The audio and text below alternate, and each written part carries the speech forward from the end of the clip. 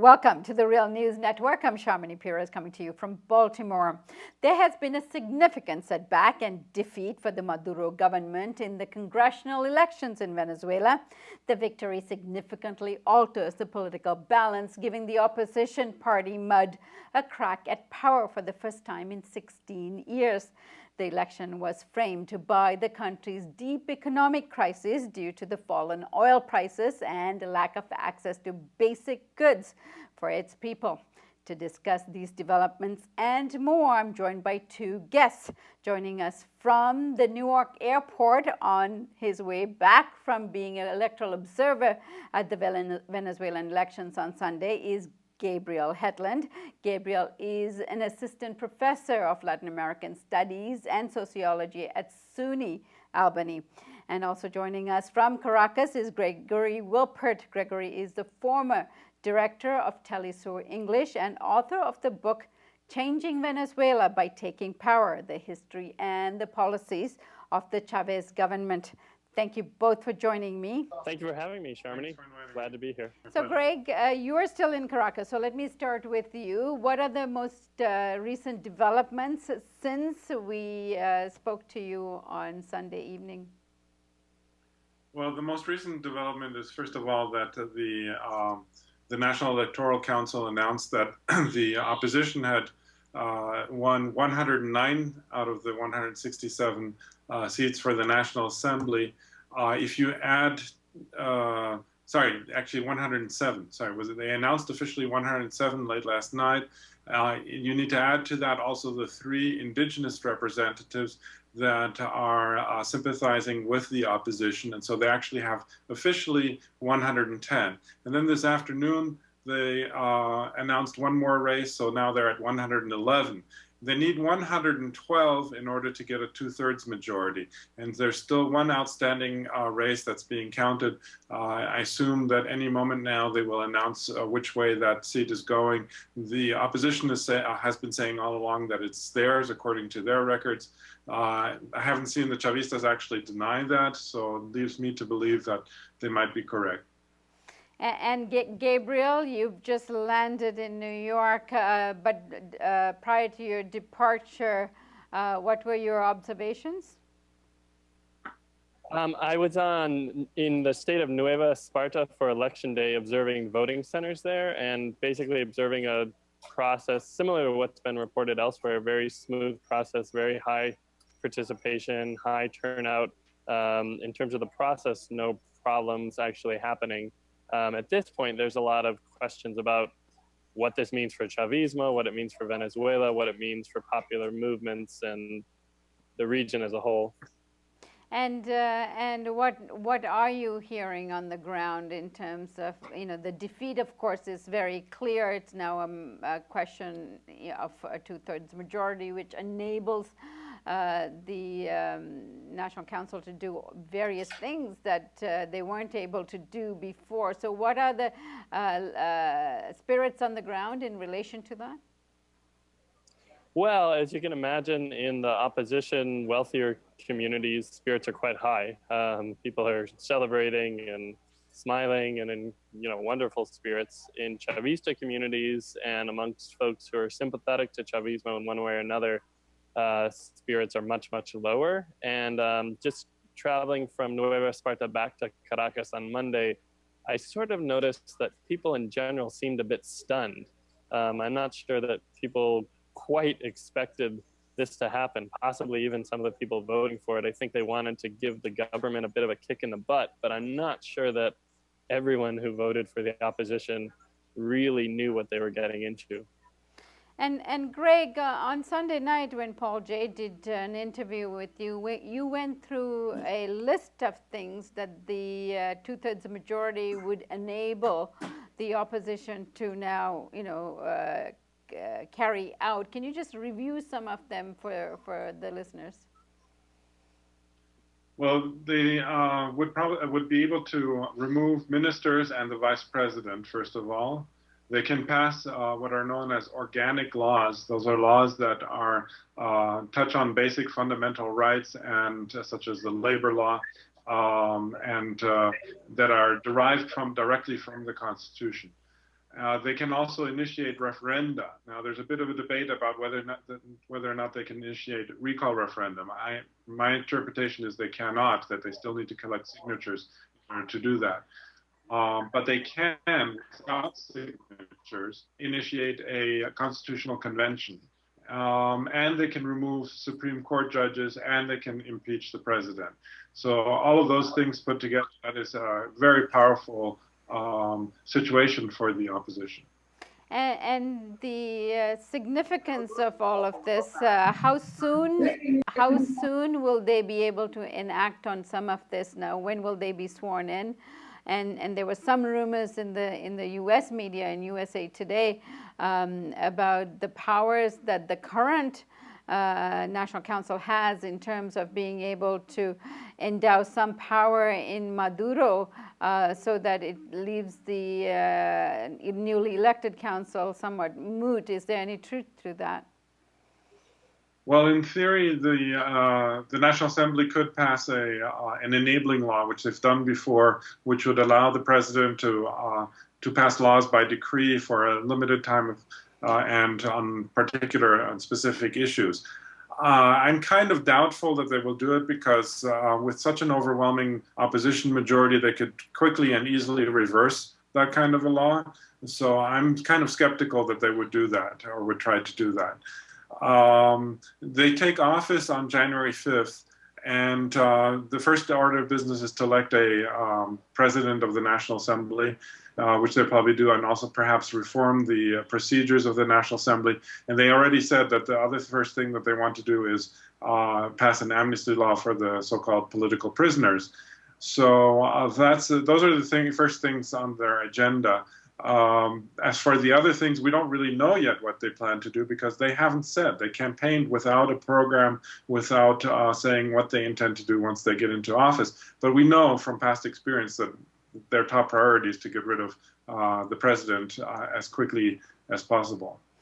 And Gabriel, did you get a sense of what the people know in terms of the consequences of this kind of political change in Venezuela, particularly embracing a national program that might be more neoliberal than they are used to from the past previous leadership of both Maduro and President Chavez? Yeah, I think it's safe to say, following Greg, that people have really no idea what the opposition that they were voting for was going to do. Many people responded to questions about whether or not they knew who the candidates were by saying, I don't know, but I'm going to vote for them anyway. This really was a decisive rejection of the government, but it was not necessarily a vote for any particular program. The opposition did not present an agenda to people, so people really were voting for an end to lines in the grocery store, an end to food shortages. It's not clear that that's going to happen with the opposition, but that's what people were hoping might happen as a result of this. And Greg, what does the government plan to do now? I know if it was President Chavez in place right now, the entire Chavista community would be called to order in terms of what's next. Is any planning taking place? Well, President Maduro has certainly announced that the first thing that he wants to do is do a profound revision and self-criticism of what has gone wrong, what can be changed, what can be improved. So that's something that he announced today that he plans on doing, and it's been echoed by a number of other people saying that, you know, we should take this opportunity to learn from our mistakes in order to move forward and to carry the Bolivarian project forward, which is obviously going to be very difficult under these circumstances. Others have been saying also that this is an opportunity, that it should be seen as an opportunity for the project to renew itself. At the same time, the night that Maduro gave his concession speech, though, he also said he basically blamed the opposition for the economic war and for the loss that night on Sunday. So it's a little bit, I think he's, reflect now since 2 days have passed, it seems to be a little bit more self-critical than he was on Sunday night. And Greg, in terms of one of the big issues is the economic wars people are experiencing right on the ground. You can see so many media are plastering the empty shelves in the stores, basic goods that people need in order to feed their children and be healthy, and basic goods are missing from the counters. What led to this crisis, and is the government now acknowledging that they should have done something about it? Well, first, let me just step back a second. I mean, the empty shelves when international media show them, I mean, I think that's really relatively rare. I mean, when I was at the supermarket today, the shelves were all very full. That doesn't mean, though, that there aren't shortages. There definitely are plenty of shortages, but at the same time, the shelves are still full. It's not like people are going hungry here or anything like that. So there's plenty of food here to be had. It's just that certain staples are definitely missing. I could not find any rice, for example. It's been very difficult to find the cornmeal that people use for arepas, the national dish. And eggs are in short supply, and so is milk. And those are significant. I mean, one who's running for a campaign would make sure that there's plenty of that if you want to or plan to get reelected. Yes, absolutely. No, that is very significant, and it seems very clear as to what the problem is. The problem is that the government tries to keep the prices low for those products and has introduced price controls for them. And people just buy them up as quickly as possible and sell them on the black market or export them to neighboring countries, because they can make up to 10 to 50 times the cost of those products here in that they are at the official exchange. I mean, sorry, at the official price. So there's a tremendous incentive for people to resell things, and it makes it almost impossible to really have institute a real price control. So actually, everything can be had.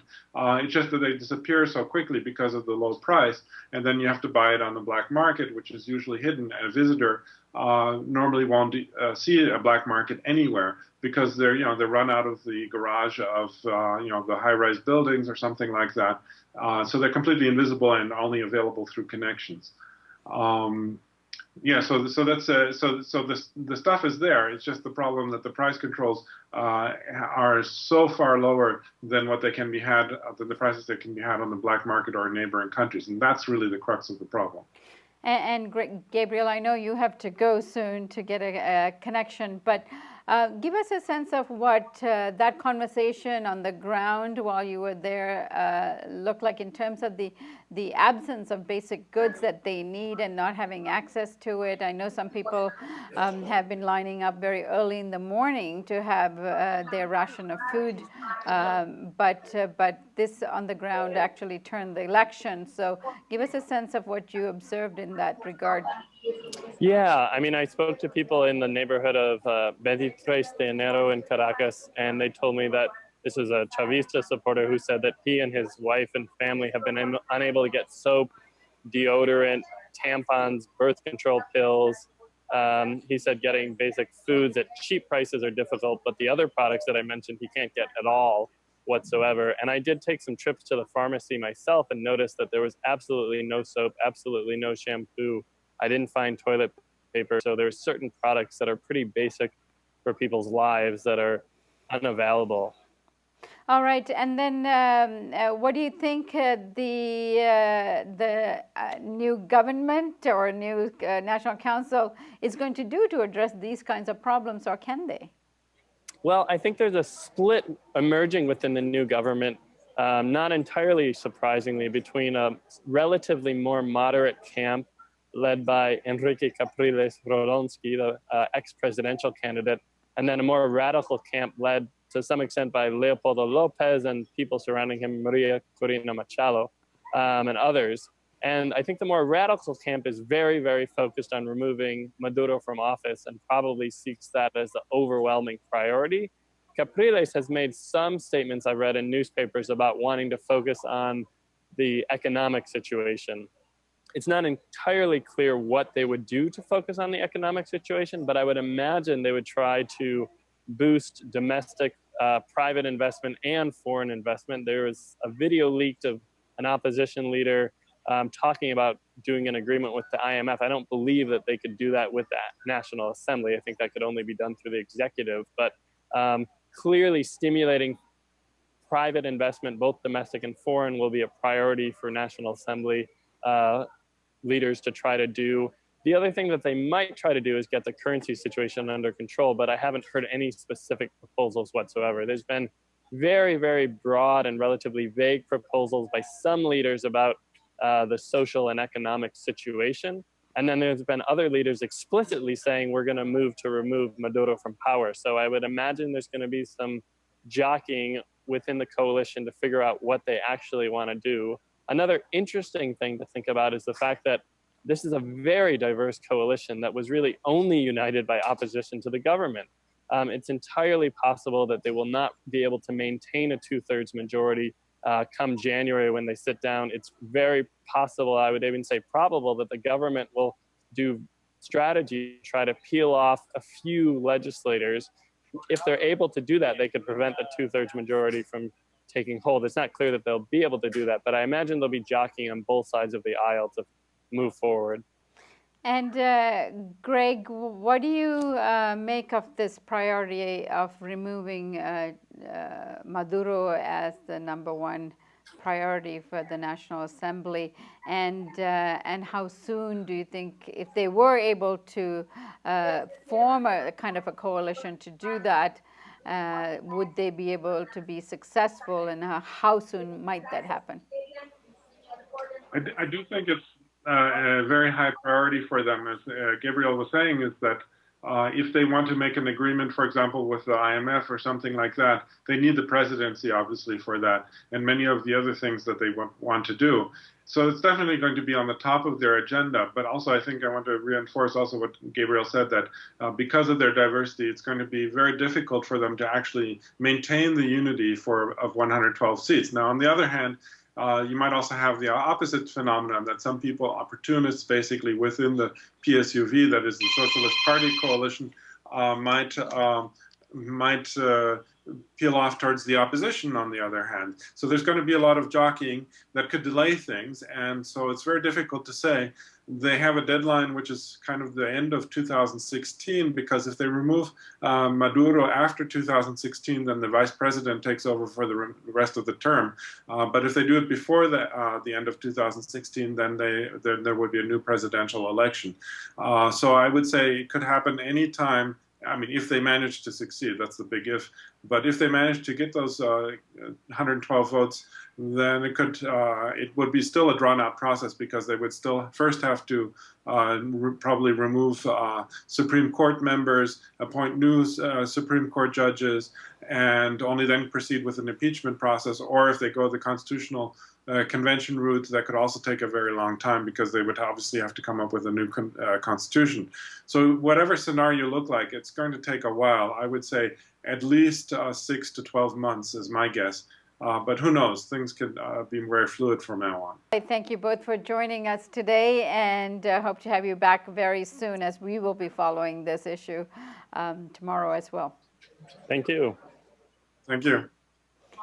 Thank you for joining us on the Real News Network.